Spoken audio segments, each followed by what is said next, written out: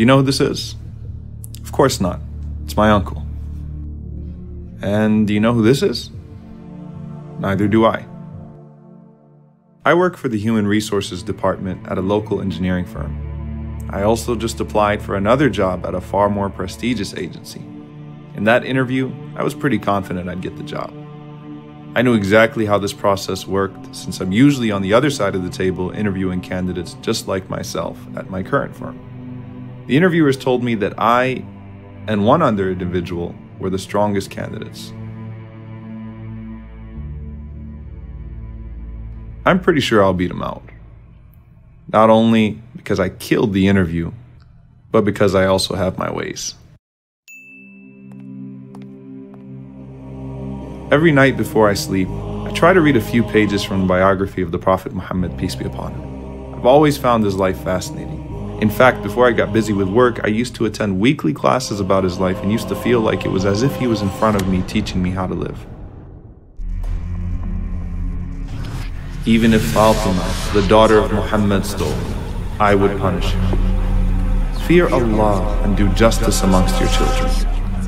7 people will be shaded by Allah, the first of them, a just ruler.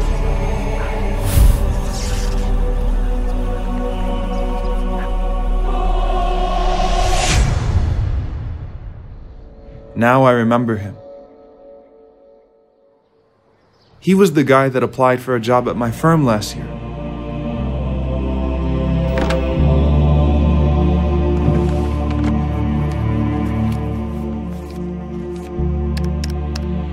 I knew he was qualified.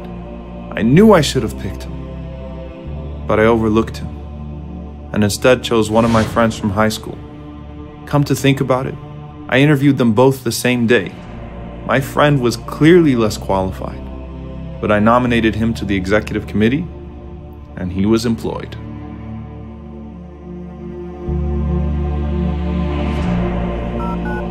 This number is no longer in service. How am I supposed to reach this guy? I hope he still has the same address. Oh Allah, help me find him. Oh Allah, I beg you to forgive me for being unfair. I've never realized how difficult this would be until I was in a similar position, waiting to hear back.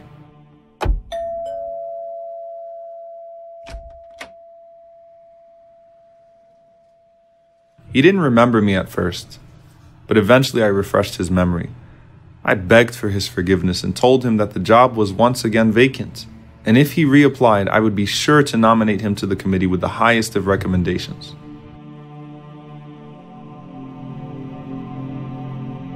After a moment of silence, he said, "You know, I have to ask, why now? What suddenly awaked your conscience?" Muhammad, the Prophet of God. We need to read about his life and challenge our own vices with his principles, to read about his sense of justice, to read about how when Usama bin Zayd came to intercede on behalf of a powerful woman, he responded by saying that even if his own beloved daughter Fatima stole, he would treat her no different.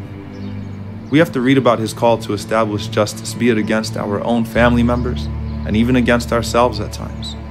His call to uphold justice and equality for all of the children of Adam.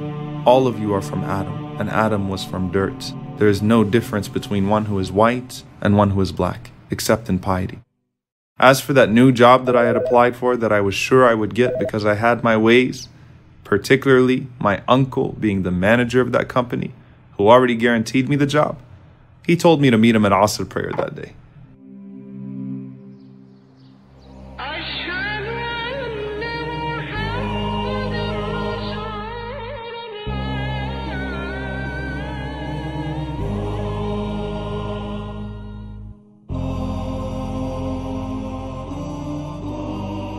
I was shocked, disappointed, and staggered. He chose the other candidate because he said he was more qualified. He explained to me how difficult it was for him to overlook me even though I was his own nephew, but he felt he had to be fair.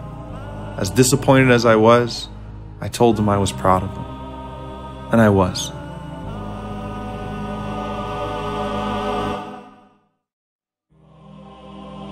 Our Prophet taught us that everyone should have their rights. and that everyone should be given a fair opportunity to succeed in this life and the hereafter. Rasulullah, you never wronged anyone or allowed anyone to be wronged in your presence.